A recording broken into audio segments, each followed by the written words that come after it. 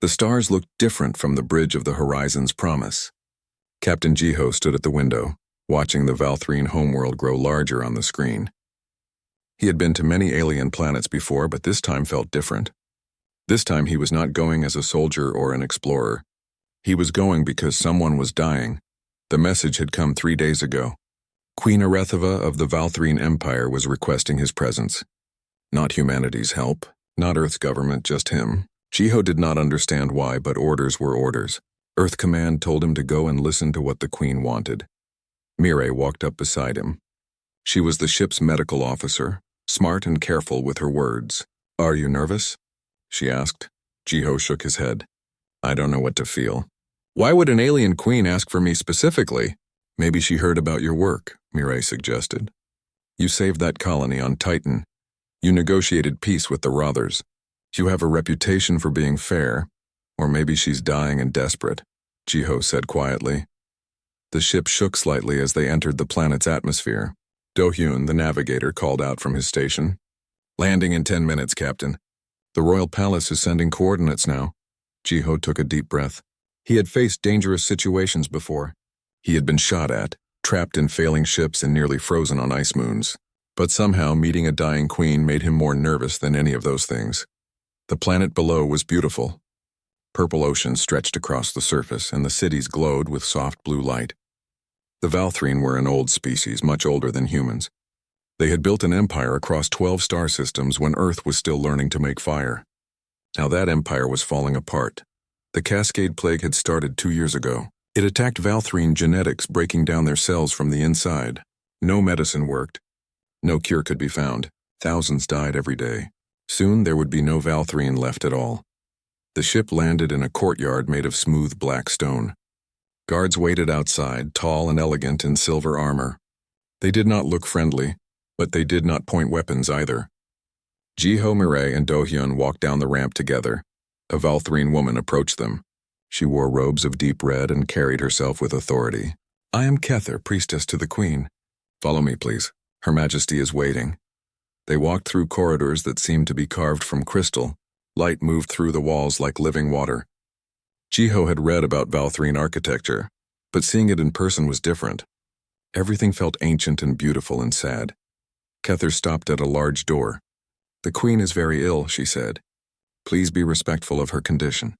She does not have much time left." The door opened and they entered a chamber filled with soft light.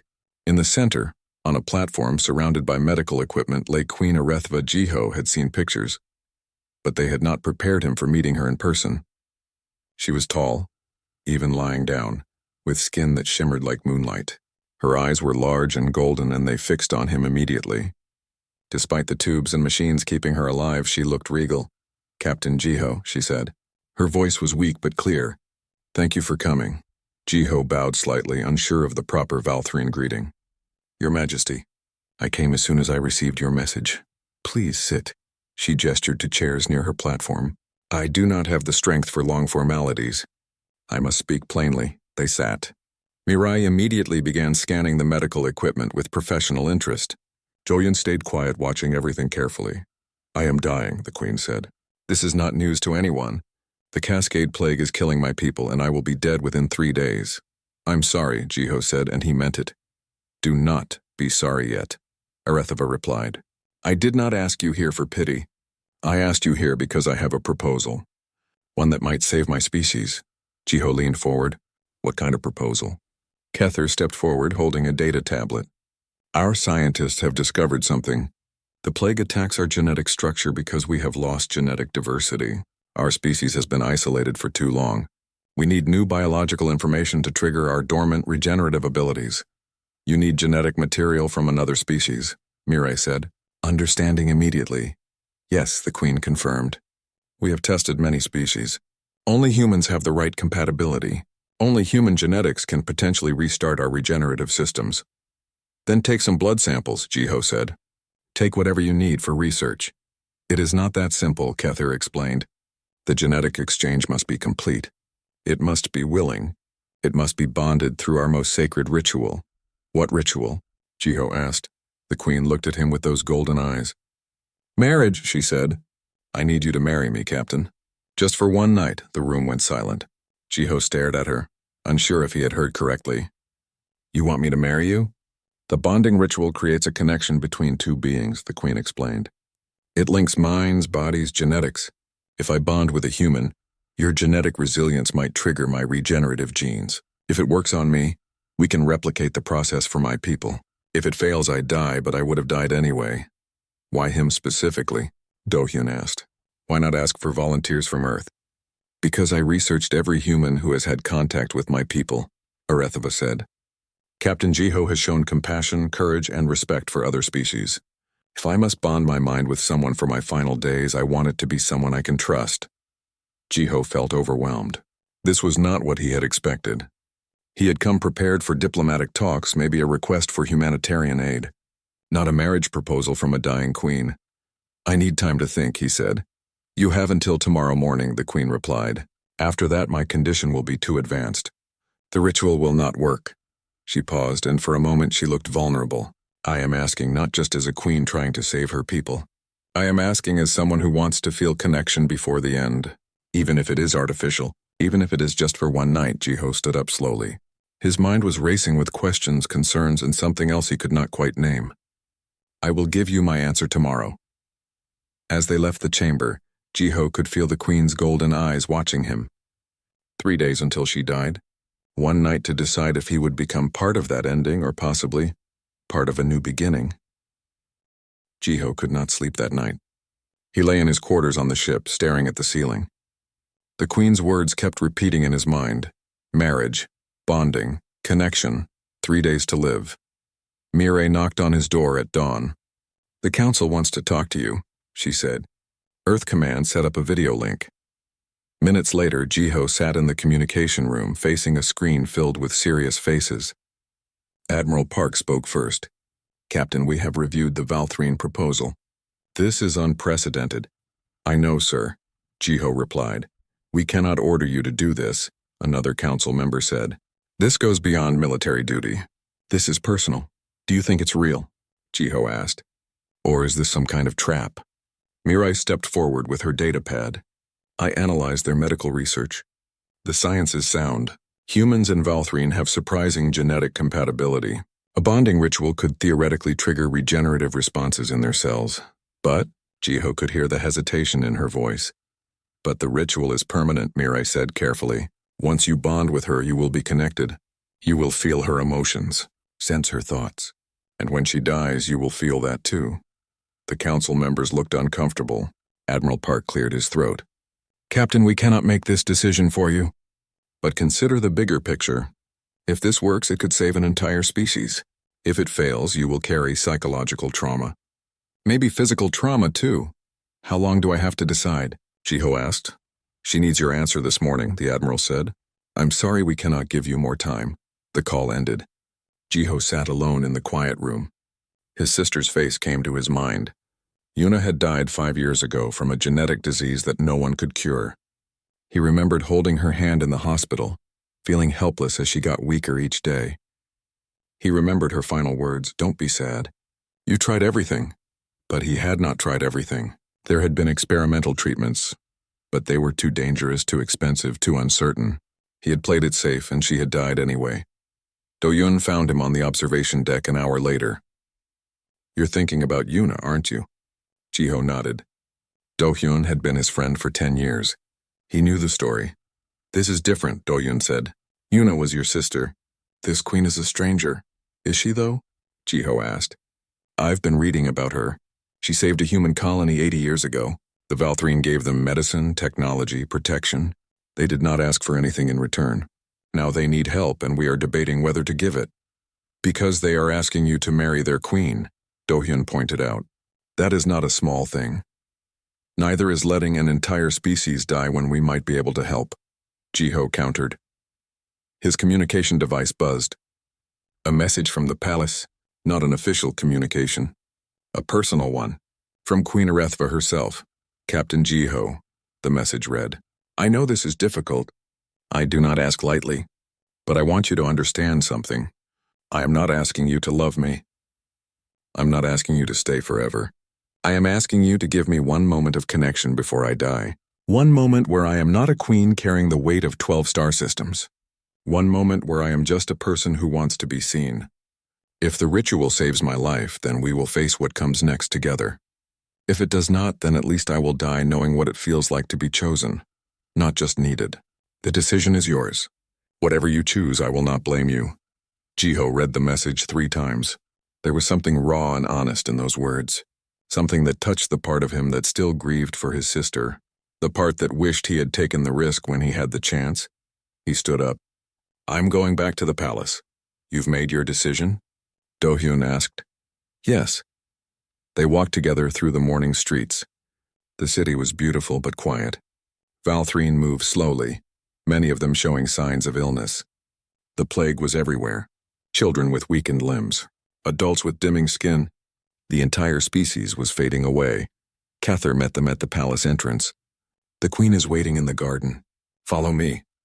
The garden was filled with plants from across the empire, flowers that glowed in the shade, trees with silver bark, a fountain that sang when water touched stone. In the center, Queen Arethava sat on a bench. She wore a simple white dress instead of royal robes. She looked smaller somehow, more vulnerable. Captain, she greeted him. Have you decided? Jiho sat down beside her. Up close, he could see how the illness had weakened her. Her hands trembled slightly. Her breathing was shallow, but her eyes were still bright, still aware. I had a sister, he said. She died from a genetic disease. I did not take the risks that might have saved her because I was afraid. I chose safety and I lost her anyway. The queen listened quietly. I am not going to make that mistake again, Jiho continued. If there is a chance this can save you, save your people, then we have to try. So yes, I will marry you. Arethava closed her eyes for a moment. When she opened them again, they were wet. Thank you, she whispered, but I have conditions, Jiho added. I want complete medical monitoring. I want Mirai overseeing everything. And I want honesty. If you feel something changing, good or bad, you tell me immediately. Agreed, the queen said. Cather stepped forward. Then we must begin preparations. The ceremony will take place tonight. Captain, you will need to learn our customs. Your Majesty, you must rest and conserve your strength. A woman appeared from behind the trees. She was human, middle-aged, with kind eyes. I am Sora, she introduced herself. I'm a xenoanthropologist. Earth sent me to help guide you through the Valthrine bonding customs. How long have you been here? Jiho asked. I arrived this morning, Sora said. Earth Command thought you might say yes. They wanted to be prepared. The queen stood up slowly, using Cather's arm for support. Captain Jiho, I promise you this. Whatever happens tonight, I will treat this bond with respect. You are giving me a gift. I will not waste it. As she walked away, Jiho felt the weight of his decision settle on his shoulders. He was going to marry an alien queen. He was going to bond his mind with hers, and in 3 days she might be dead. Sora touched his arm gently. Come on, we have a lot to prepare. Valthrine marriage ceremonies are complex. You need to learn the words, the gestures, the meanings behind each action. Will it hurt? Jiho asked. The bonding? I don't know, Sora admitted. No human has ever done this before. You will be the first. Do-hyun put a hand on Jiho's shoulder. We're here with you. Whatever happens, Mirai nodded. I'll monitor everything. If something goes wrong, I'll pull you out. Jiho took a deep breath. The sun was setting over the purple ocean, painting the sky in colors that Earth had never seen. Tonight he would marry a queen from another world. Tonight everything would change. The preparation room was filled with soft light, and the smell of flowers Jiho had never encountered before. Sora showed him the ceremonial clothes, a mix of human and Valthrine styles. A white shirt with silver threading that caught the light, pants that felt like water against his skin. The Valthrine don't marry for love, Sora explained as she helped him dress. They marry for genetic compatibility, for duty, for the continuation of their species. But the queen requested something different. She wants elements from human weddings too. She wants it to mean something. What did she ask for? Jiho wondered. She asked about our concept of choosing someone, Sora said. About promising to stand together. About love that is given freely, not just assigned by biology. She adjusted his collar. I think she's curious what it feels like to be wanted, not just needed. Jiho looked at himself in the mirror. He looked like someone caught between two worlds. Human and Valthrine, neither and both. Do-hyun appeared in the doorway. The Queen is ready. They are waiting for you in the ceremonial chamber. The walk through the palace felt longer than it was. Every step brought Jiho closer to something irreversible. His heart beat faster. His palms felt sweaty. He had faced combat without this much fear. The ceremonial chamber took his breath away. The ceiling showed the stars above, real and moving. The walls were covered in bioluminescent plants that pulsed with gentle light. In the center, a circle had been drawn with something that looked like liquid moonlight. Queen Arethva stood at the edge of the circle. She wore a dress that seemed to be made of starlight itself, flowing and changing color with every breath. Her hair, usually bound in formal styles, hung loose around her shoulders. She looked beautiful and fragile and determined. Their eyes met across the room. For a moment, everything else disappeared. Kether stood between them, holding a bowl of shimmering liquid. We gathered tonight to witness a bond between two souls. A human and a Valthrine, a union that has never existed before. Mirai stood to the side with Valthrine physicians, her medical scanner ready. Do-hyun stood with the palace guards. A small group of witnesses from both species filled the rest of the room. Captain Jiho, Kether said. Step into the circle. Jiho walked forward. The moment his foot crossed the line of moonlight, he felt something shift. The air felt thicker. His skin tingled. Queen Arethva, Kether continued. Step into the circle. The queen moved slowly, conserving her strength. When she crossed the line, the entire circle began to glow brighter. Kether dipped her fingers into the bowl and drew a symbol on Jiho's forehead. It felt cool and electric. She did the same to the queen. In Valthrine tradition, Kether said, the bond begins with truth. Captain Jiho, why do you choose this bond?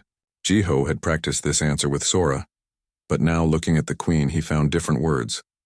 I choose this bond because I have seen what happens when we don't take chances to save each other. Because everyone deserves to feel connection before the end. Because your people once helped mine, and now it's our turn to try. Arethva's eyes widened slightly. That was not the formal answer they had rehearsed. Queen Arethva, Kether said, why do you choose this bond? The queen's voice was soft but steady. I choose this bond because I am tired of being only a queen. Because I want to know what it feels like to be chosen. Because this human showed me that courage is not the absence of fear, but the decision to act despite it. Kether nodded. Now in human tradition there is an exchange of promises. Captain Jiho, what do you promise? Jiho took a breath.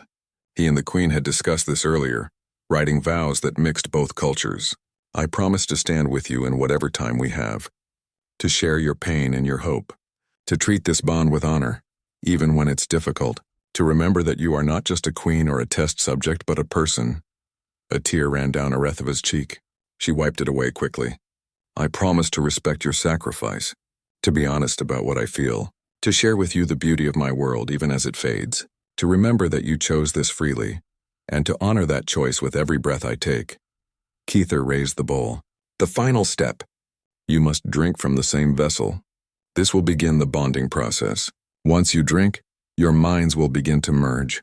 Your genetics will begin to exchange. There is no reversing this. Do you both consent? Yes, Jiho said. Yes, Arethva whispered. Kether handed the bowl to Jiho first. The liquid inside glowed with soft blue light.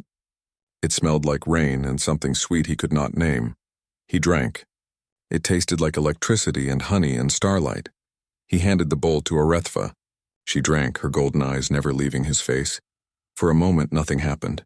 Then Jiho felt it, a warmth spreading from his chest outward, a presence at the edge of his mind that was not his own. A sensation of someone else's heartbeat beside his own. Kether gestured for them to join hands. When their fingers touched, the sensation intensified. Jiho gasped. He could feel her, not just physically but deeper. He could sense her exhaustion, her fear, her fierce determination, and underneath it all a deep well of loneliness that she had carried for years. Arethva's eyes went wide. I can feel you too, she whispered. Your grief. Your guilt about your sister, your hope that this will work.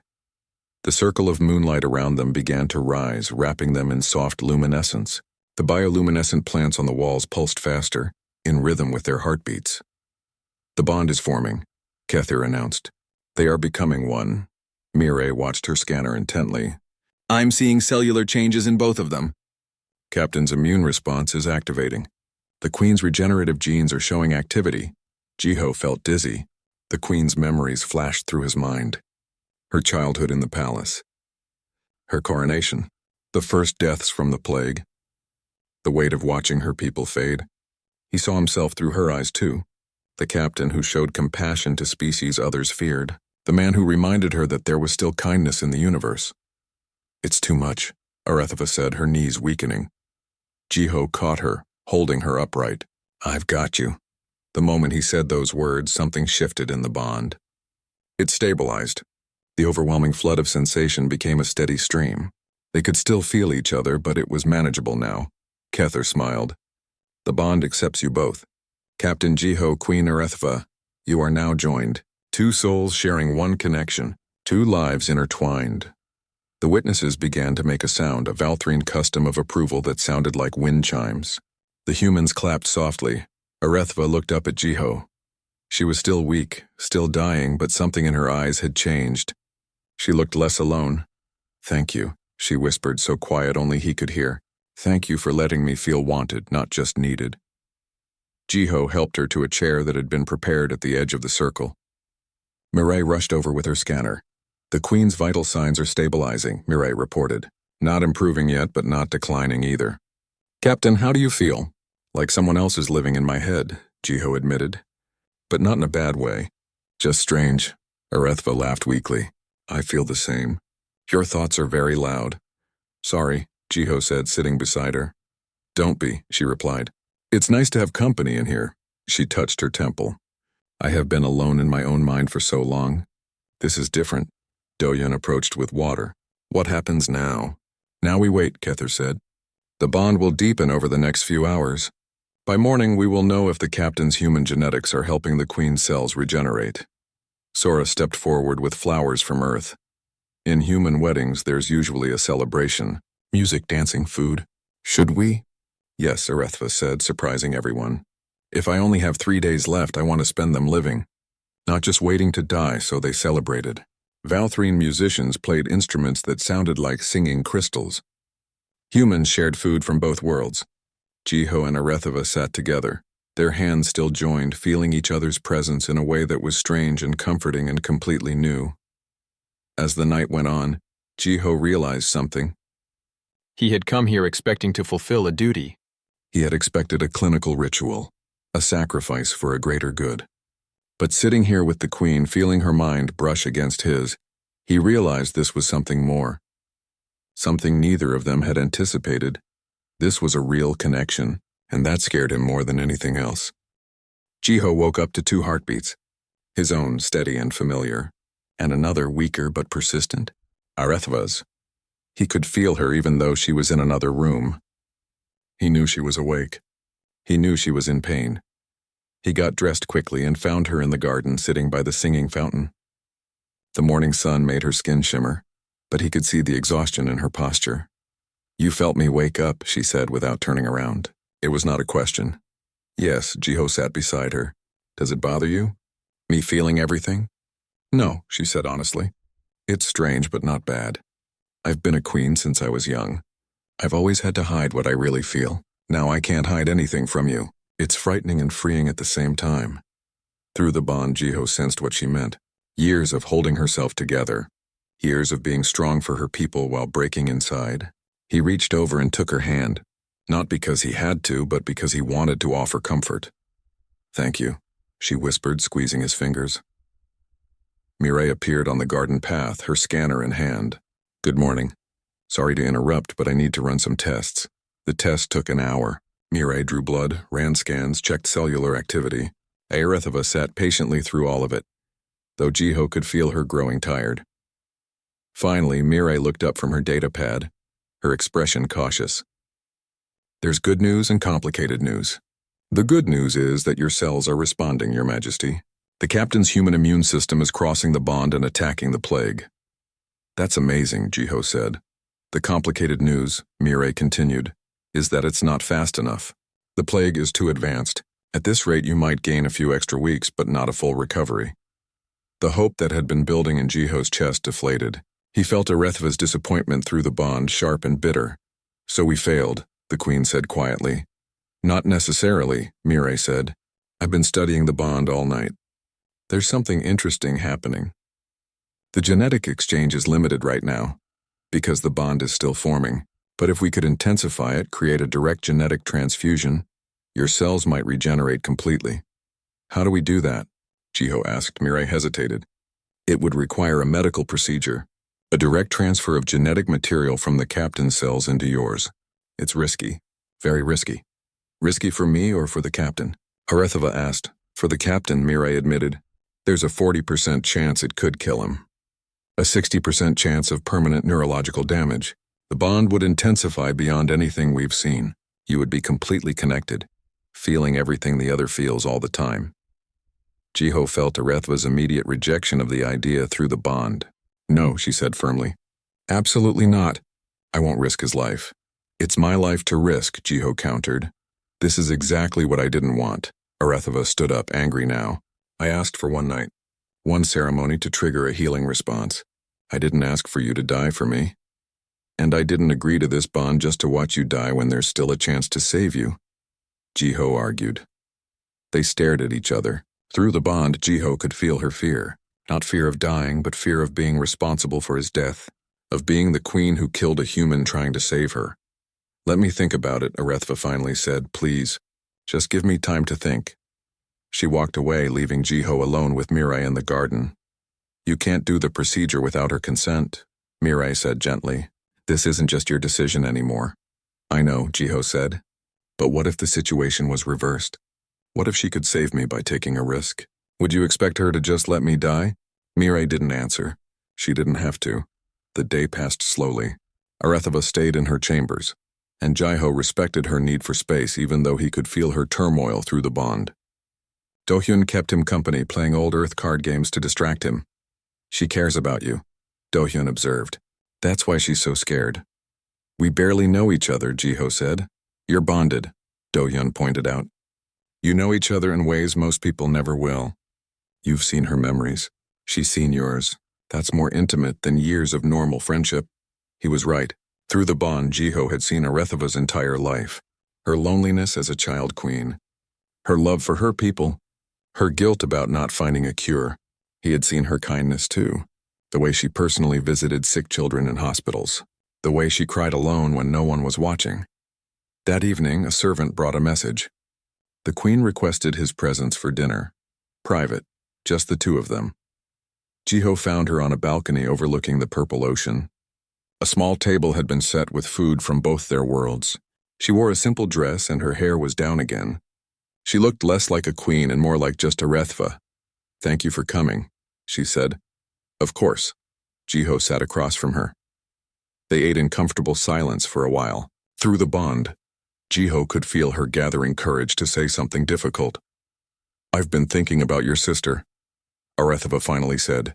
The one you lost? Jiho nodded, surprised she was bringing it up. You said you didn't take the risk and she died anyway, Arethva continued.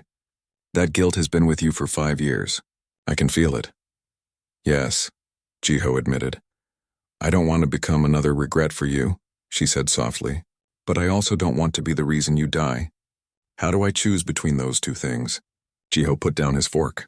Can I tell you what Yuna said to me before she died? Arethva nodded. She said, don't be sad. You tried everything, but that was the problem. I didn't try everything. I was too afraid. Jiho looked out at the ocean. I'm not afraid anymore. Or maybe I am, but I'm choosing to act anyway. That's what courage is, Arethva said. Action despite fear. Yes, Jiho agreed. And maybe that's what you need to do too. Be afraid, but choose anyway. Arethva was quiet for a long moment. If we do this procedure and you die, I will carry that guilt forever. And if we don't do it and you die, I will carry that guilt forever, Jiho replied. Either way, someone carries guilt. But at least if we try, we gave it our best chance.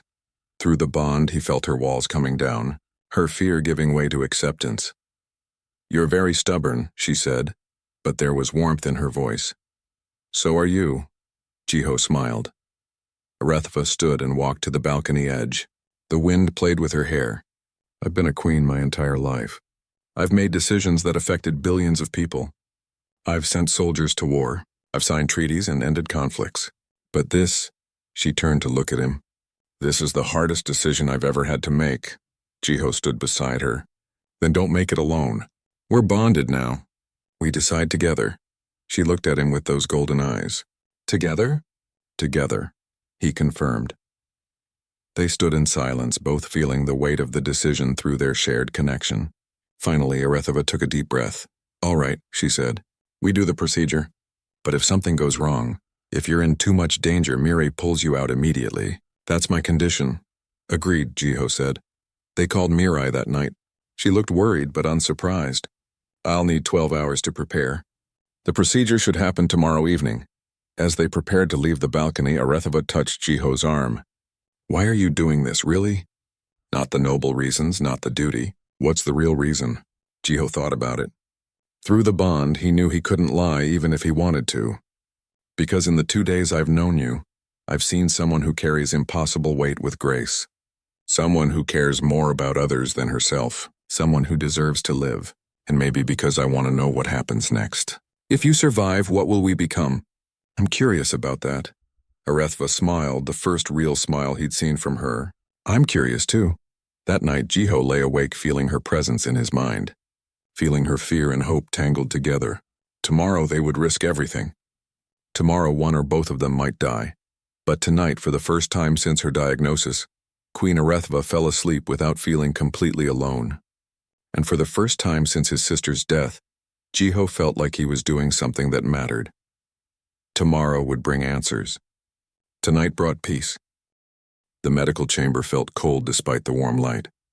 Jiho lay on a table next to HFY, both of them connected to machines that beeped and hummed. Mirai moved between them, checking readings and preparing equipment. Last chance to back out, Mirai said, though her tone suggested she knew neither of them would. We're sure, Jiho and HFY said at the same time. They looked at each other and smiled despite the tension. Do-hyun stood in the corner with Kether and several Valthrian physicians. His face was tight with worry. Sora sat nearby, recording everything for the historical record.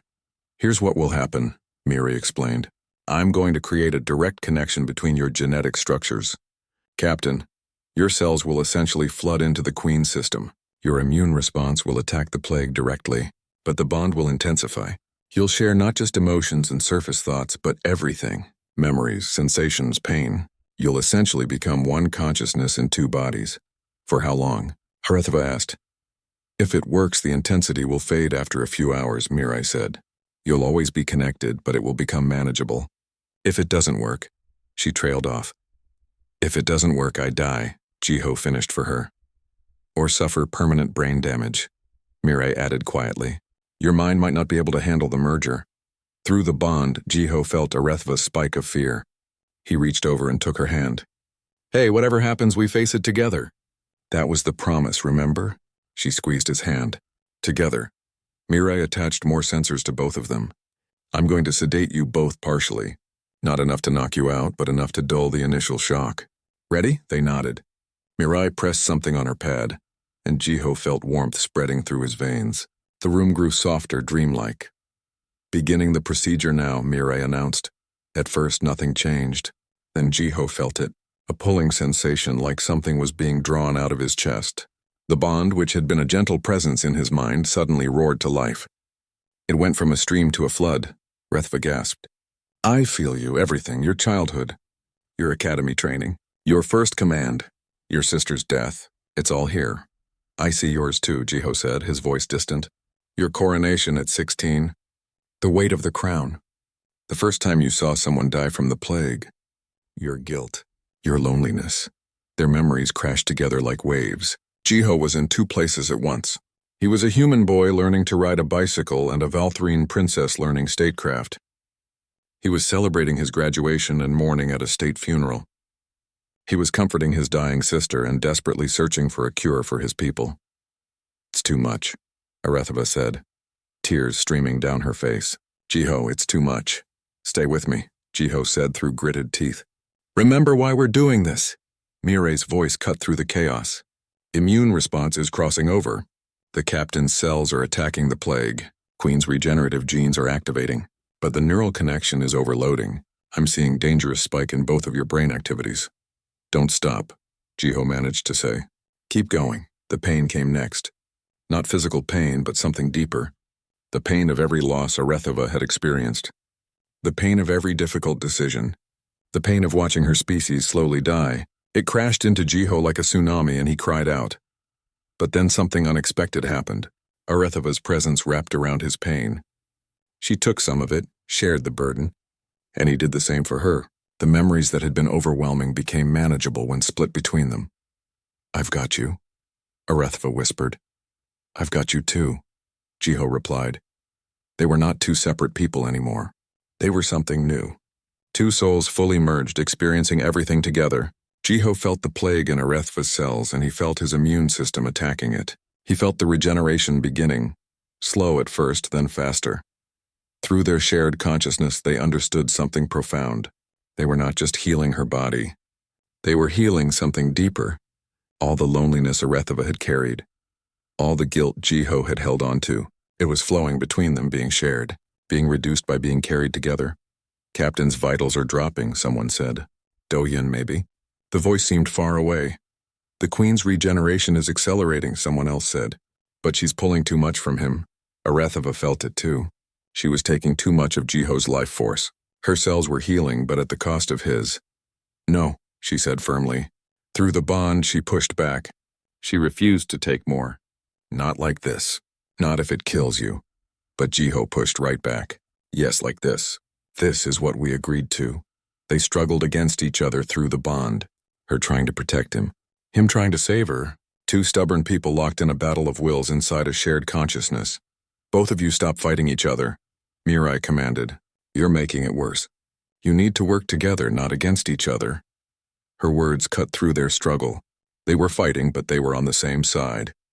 They both wanted the other to live. They both cared. "Together," Arethva said through the bond. "Together," Jiho agreed. They stopped fighting and started cooperating. Instead of one taking and the other giving, they found a balance, a flow that went both ways. Jiho's immune system healed her cells, and somehow, her Valthrine regenerative ability started healing his damaged neurons. "That's impossible," a Valthrine physician said.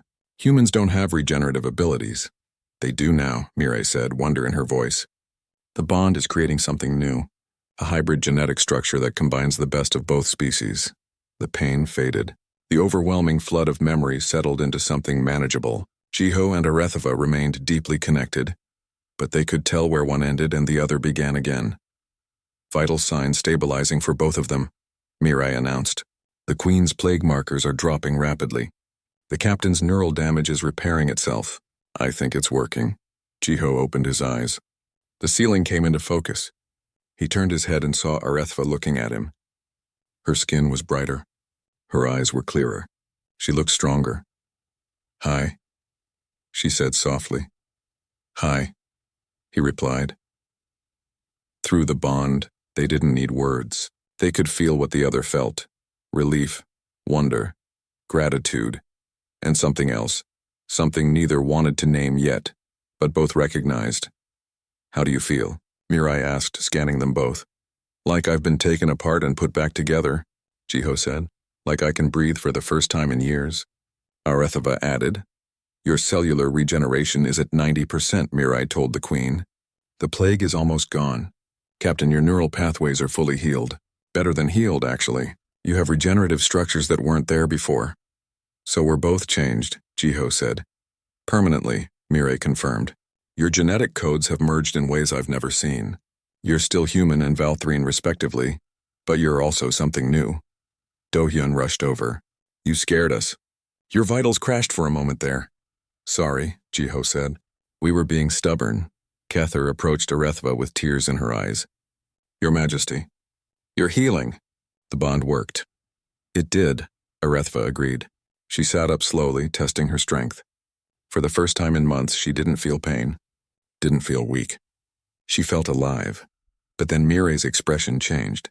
"There's something else. Something you both need to know." "What?" Arethva asked, worried. "The bond is permanent in more ways than I thought," Mirai said carefully. "Your biologies are now interdependent. You need each other to survive. If you're separated by more than a few hundred kilometers for more than a few days, you'll both start to deteriorate." Silence filled the room. Jiho and Arethva looked at each other, processing this information through their shared connection. How long? Jiho asked. I estimate you have about a year before we need a solution, Mirai said. Either you stay together indefinitely or we find a way to make you independent again. So we're stuck with each other, Arethva said. Through the bond, Jiho felt her emotions. She wasn't upset. She was scared that he would be upset, that he would regret this. Hey, he said gently. Look at me, she did. I don't regret this, he said. Do you? She shook her head. No, but your life, your freedom, can adapt, he finished. We'll figure it out. We have a year, and we make a good team. A small smile appeared on her face. We do, don't we? The procedure was successful, Mirai announced officially. But we need to monitor both of you closely for the next few days. Rest now. We'll run more tests tomorrow. As the medical team cleaned up as Do-hyun and Kether left them alone, Jiho and Arethva sat together in the quiet room. The bond hummed between them, a constant reminder of their connection. What do we do now? Arethva asked. Now we figure out how to save the rest of your people, Jiho said. That was the whole point, remember? Using the same procedure? If we can, Jiho confirmed. But safer, now that we know what works. Arethva leaned her head against his shoulder, something that would have been unthinkable for a queen just days ago. Thank you for not giving up on me. Thank you for not giving up on us, Jiho replied. They sat together as the twin suns set over the purple ocean, two souls from different worlds bound together by choice, by necessity, and by something that might just be love. 3 days after the procedure, Arethva stood in front of her people for the first time in weeks. The throne room was packed with Valthrine nobles, scientists, and common citizens. They stared at their queen with expressions of shock and hope. She looked healthy. Her skin glowed with the soft shimmer it should have. Her movements were strong and certain. She was alive. Jiho stood beside her, not behind as protocol would normally demand. The bond between them was visible now, a faint luminescence that connected their hands when they stood close. Everyone could see it.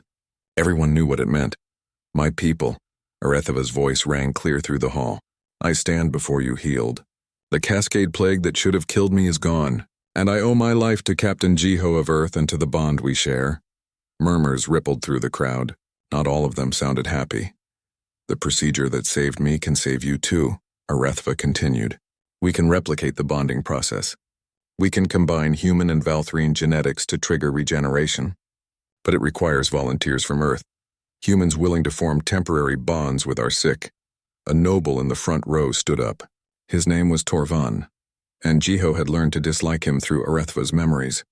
Your Majesty, Torvan said with false politeness, surely you don't suggest we all bind ourselves to humans. We are Valthrine. We have maintained genetic purity for 10,000 years, and that purity is killing us, Arethva said sharply. Every day thousands die. Our children are born sick. Our empire crumbles. Pride won't save us, Torvan. Cooperation will. You've been changed by the human, Torvan accused. You're no longer purely Valthrine. How can you lead us when you're contaminated? The word contaminated hit Jiho like a slap. Through the bond, he felt Arethva's anger flare. I am more myself than I have ever been, she said coldly, and I will not tolerate insults toward my bondmate. Captain Jiho saved my life.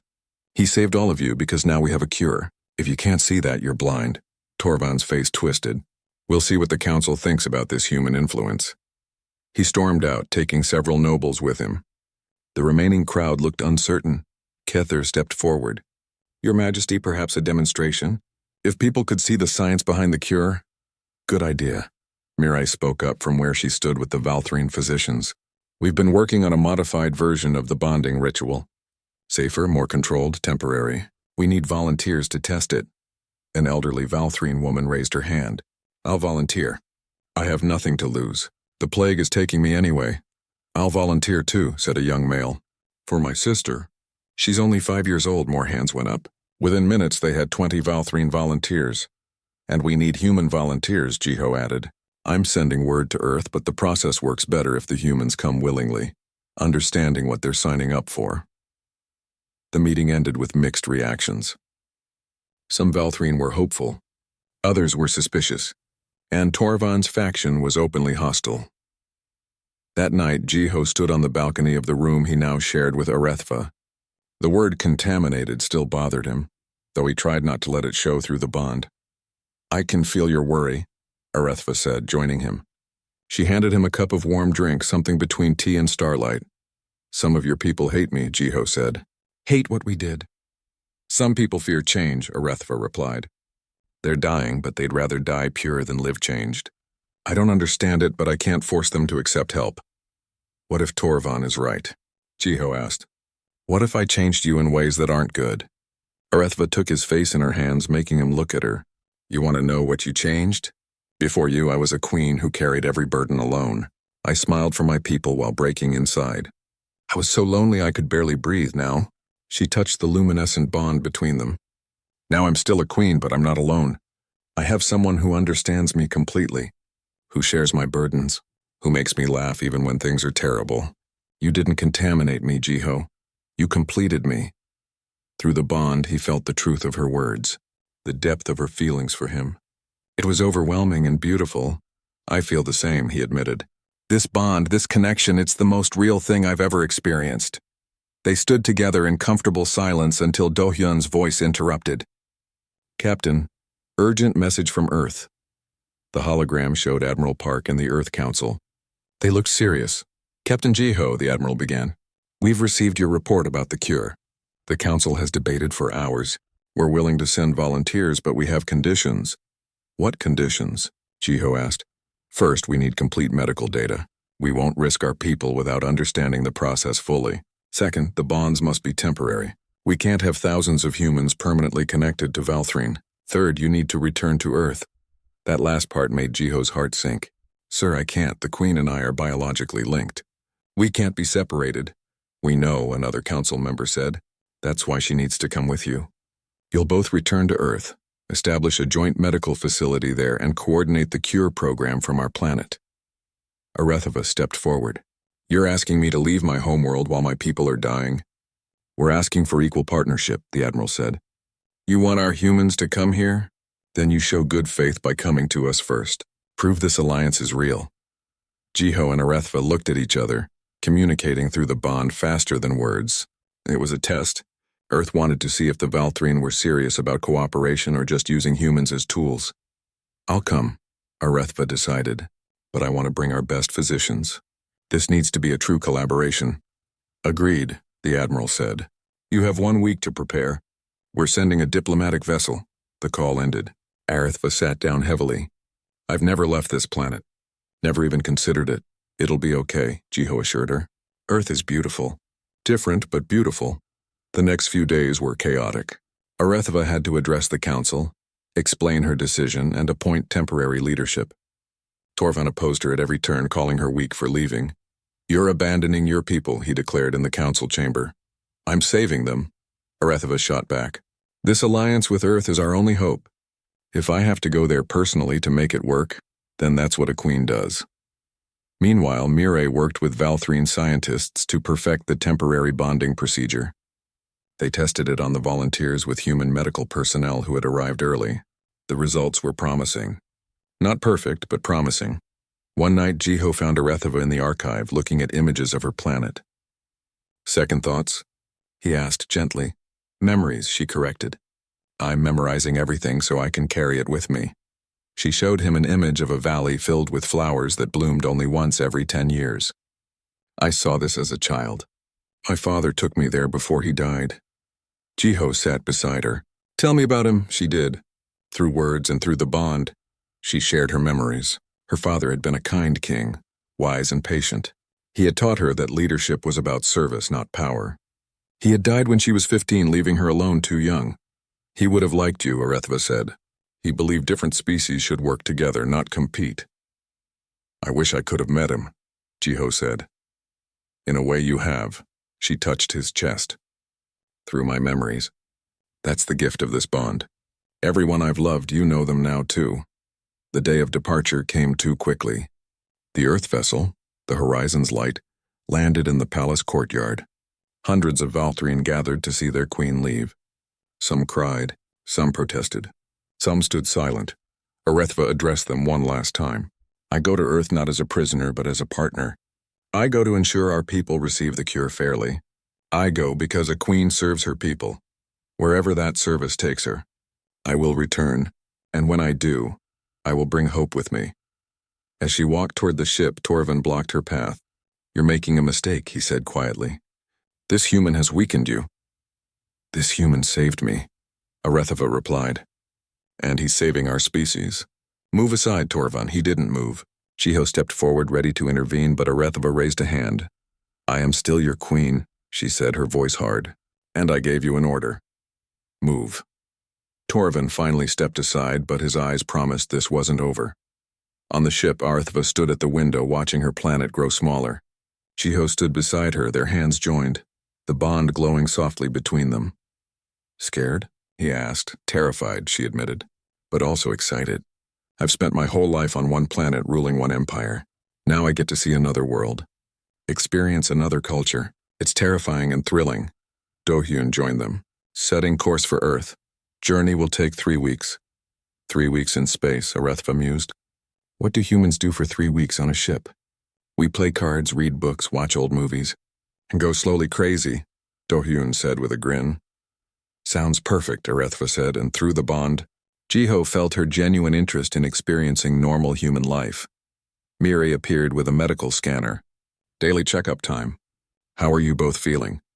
Different, Jiho said. The bond feels deeper every day. That's normal, Miri assured them. You're still adapting to each other. Your neural pathways are learning to work as one system. By the time we reach Earth, you'll be completely synchronized. Is that good or bad? Arethva asked. Neither, Mirai said. It's just what you are now.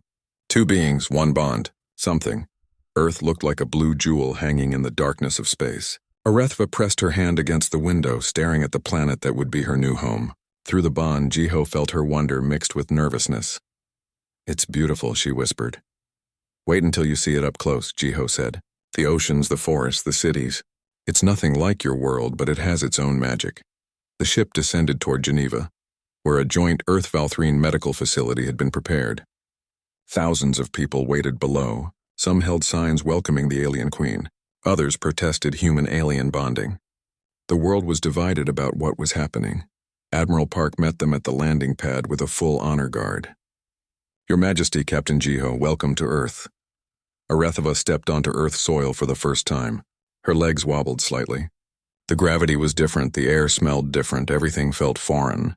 But Jiho was beside her, his presence through the bond steadying her. Thank you for receiving us, Arethva said formally. The medical facility is ready, the Admiral said as they walked. We have 50 Valthrine patients waiting, along with human volunteers. Your physicians arrived yesterday and have been coordinating with our teams. The facility was impressive. Clean white halls filled with both human and Valthrine medical equipment. Scientists from both species worked side by side, sharing data, arguing about procedures, slowly learning to communicate.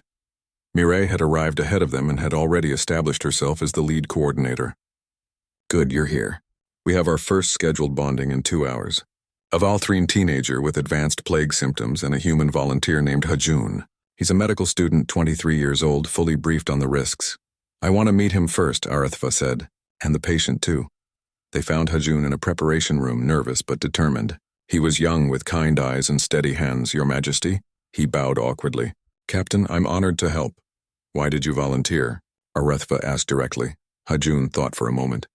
My grandmother always said that helping others is the most important thing we can do. When I heard that bonding could save lives, that seemed pretty important. The Valthrine patient was a girl named Lyra. She was 16, thin and weak from the plague. Her parents sat beside her holding her hands. I'm scared, Lyra admitted when they entered. So am I, Arethva said honestly, sitting beside her. I was terrified when I bonded with Captain Jiho, but it saved my life.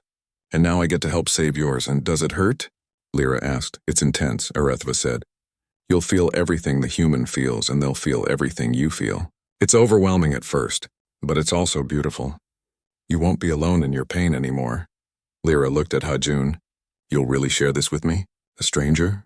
We won't be strangers after, Hajun said with a gentle smile. We'll be bonded. That's closer than family. 2 hours later, the ceremony began.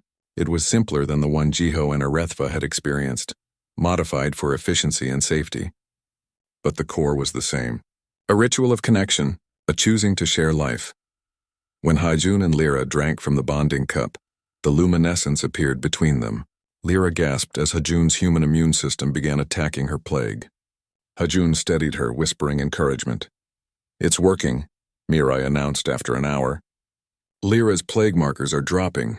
Haijun's vitals are stable. The temporary bond is holding." Arithava felt tears on her face. It was working. They were actually saving people. Over the next 2 weeks, 50 more bondings took place. Not all went perfectly. 3 humans experienced severe reactions and had to be separated early. 1 Valthrine was too far gone for the cure to work. But 47 Valthrine were saved. News spread across both planets. On the Valthrine homeworld, thousands lined up to request bonding. On Earth, thousands of humans volunteered. The program was working, but it was too slow. They needed to scale up. "We need more facilities," Mirai said at a coordination meeting. "More trained personnel, more resources. And we need to address the opposition," Admiral Park added. "Both on Earth and on the Valthrine homeworld. There are groups who see this as contamination, not cooperation." As if summoning him, a message arrived from the Valthrine homeworld. Torvan had called an emergency council session. He was proposing a vote of no confidence in Queen Arethava's leadership. "He's using your absence against you," Kether said through the communication screen. "Claiming you've abandoned your people for a human." Arethava's jaw tightened. "I'm saving my people." "How is that abandonment?" "Logic doesn't matter to him," Kether replied. "He wants power, and he's using fear to get it." "Then we go back," Jiho said. "We show them the cure works. We bring saved Valthrine with us as proof." "The council vote is in 3 days," Kether said. "You can't make it in time." "Then we stream it," Dohyun suggested. "A live broadcast to the entire Valthrine Empire. Show them what's happening here. Let them see the cured patients. Let them hear from the human volunteers. Make it impossible for Torvan to spread lies." It was a good plan. For the next 2 days they prepared. They interviewed cured Valthrine patients. They recorded human volunteers explaining why they helped. They documented the science behind the cure. And they prepared Arethava's response to Torvan's accusations. The day of the council session arrived. Arethava stood in a broadcast studio on Earth, Jiho beside her. Across space, the Valthrine Council assembled, with Torvan at the center looking smug.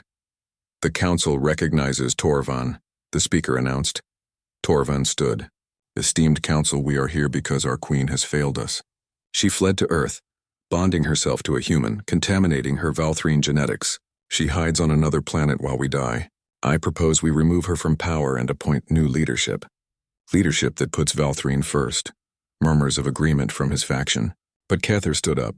"The queen has not fled. She has fought.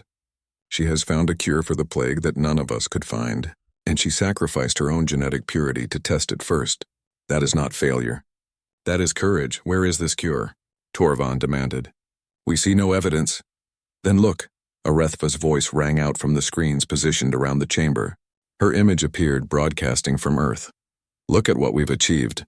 The broadcast began. Lyra, the first teenager cured, spoke directly to the council. "I was dying. Now I'm alive. The human Haijun bonded with me, risking his own life to save mine. That's not contamination. That's love." More cured Valthrine appeared, one after another, testifying to their recovery. Then human volunteers spoke about why they chose to help. Haijun said, "We're not contaminating anyone. We're sharing life. That's what intelligent species should do." Mirai showed the medical data, the science behind the cure, the statistics on success rates. "We've saved 47 Valthrine in 2 weeks. We can save thousands, millions, but only if we work together." Finally, Arethva spoke directly to her people. "I am your queen. I have been your queen since I was 15 years old. I have given everything to our people. When the plague came, I did not hide in the palace. I searched for a cure, and I found one, but it required something difficult. It required admitting we need help. It required opening ourselves to another species. It required change." She paused, letting her words sink in. "Torvan calls this contamination. I call it evolution. We can stay pure and die, or we can change and live. I chose life. I will always choose life for our people." Jiho stepped forward. "I'm the human who bonded with your queen. I'm not here to conquer you or contaminate you. I'm here because when someone is dying and you can help, you help. That's what humans do. That's what we're offering. Help, partnership, a future where both our species thrive together. The broadcast ended. The council chamber was silent.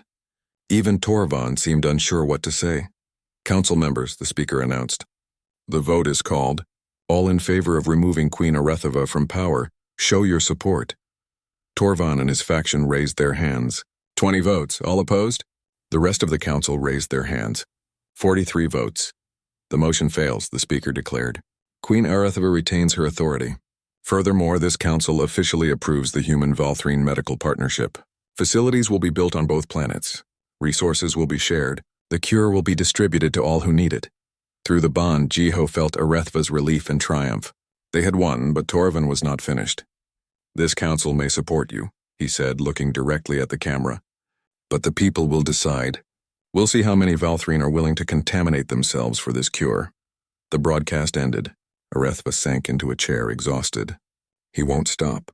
Even with the council's approval, he'll keep fighting us. Let him, Jiho said.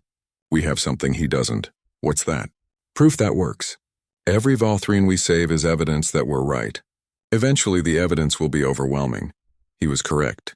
Over the following months, more medical facilities opened. More humans volunteered. More Valthrine were cured. The temporary bonding procedure was refined, made safer and more efficient. The success rate climbed to 90%. Hajun and Lyra's temporary bond became permanent at their request. They fell in love during their bonding and chose to stay connected. Others did the same. A new culture was forming.